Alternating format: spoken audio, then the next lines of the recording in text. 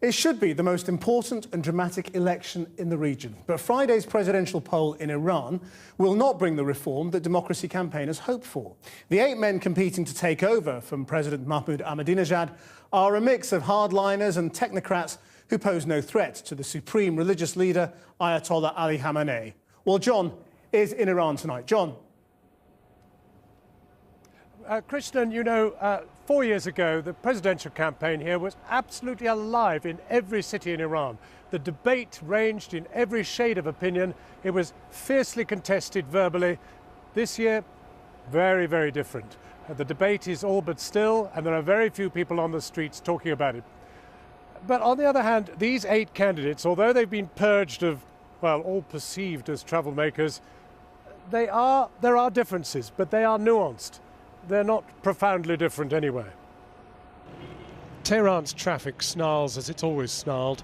The people wrestle in crossing the densely packed streets as they've always wrestled. But of next week's presidential election, hardly a sign. Revolution Square is dominated by an image of the supreme leader voting, but below, a washing up liquid ad is there in preference to any images of the 8 candidates. In fact, one of the few campaign posters we did find was for frontrunner Saeed Jalili, hidden in the murk of a subway entrance. He's Iran's hardline nuclear negotiator. Another candidate, an unfancied former foreign minister, well, his poster only just survives. This street, where last time competing causes zoomed up and down on motorbikes and in cars and packed the sidewalks with banners, has no sign of them at all. But back at the bazaar, amid the trading life, we did eventually find a hint of politics. Here, where food prices have suffered at least 25% inflation and meat has gone up 50% in a year, the atmosphere, though noisy, is sombre. Until we found a knot of people finally debating Mohammad Reza Aref, a reformer. Very elastic word here in Iran.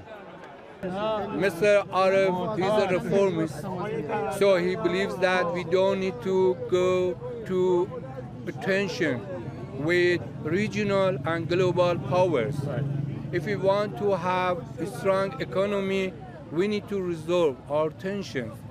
So how are these people voting? I don't know.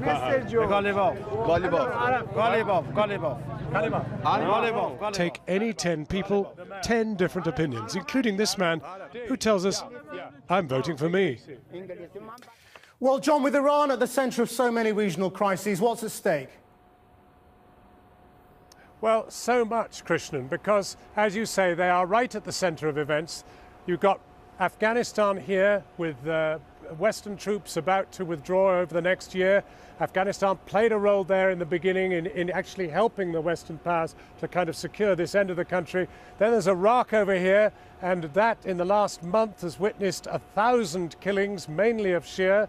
The government there is Shia controlled. That brings Iran very much into that equation. And then, of course, most immediately, there is Syria. And Iran is very present there in all sorts of strategic ways. And so somehow, whoever comes out of this presidential election has to be involved in bringing about peace in this region. It's big, but whether any of these men are up to it, who knows? Thanks, John. And, of course, we'll be hearing much more from him over the next few days.